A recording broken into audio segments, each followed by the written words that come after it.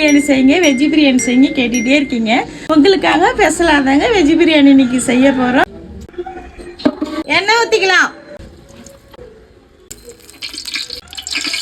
பட்டை வகை சேர்த்துக்கலாம், வெங்காயம் சேர்த்துக்கலாம், இஞ்சி பூண்டு பேஸ்ட் சேர்த்துக்கலாம்,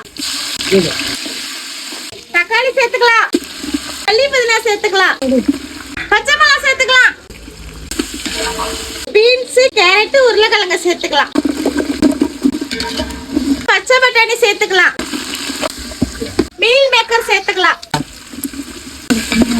மஞ்சத்தூள் சேர்த்துக்கலாம், தனி மிளகாய் தூள் சேர்த்துக்கலாம், சிக்கன் மசாலா சேர்த்துக்கலாம், தயிர் சேர்த்துக்கலாம், லெமன் சேர்த்துக்கலாம், கல்லுப்பு சேர்த்துக்கலாம்,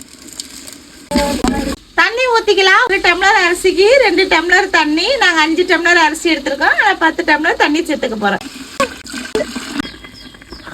அரிசி சேர்த்துக்கலாம்,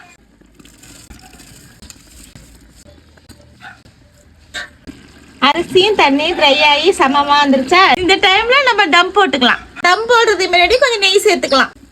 இப்போ வாழை இலை போட்டு தம் போட்டுக்கலாம். ஒரு 15 நிமிஷம் தம் ஆகட்டும். 15 நிமிஷம் ஆயிட்டு இப்ப தம் அடிச்சு எப்படி இருக்குன்னு பாத்துடலாம். கொஞ்சம் நெய் சேர்த்துக்கலாம், மல்லி புதினா சேர்த்துக்கலாம். இங்க பாருங்க சாப்பாடு எவ்வளவு உதிரி உதிரியா வந்திருக்கு பாருங்க. நல்லா தலைவாழை இலைய போட்டு ஒரு பிடி பிடிச்சிட வேண்டியதான்.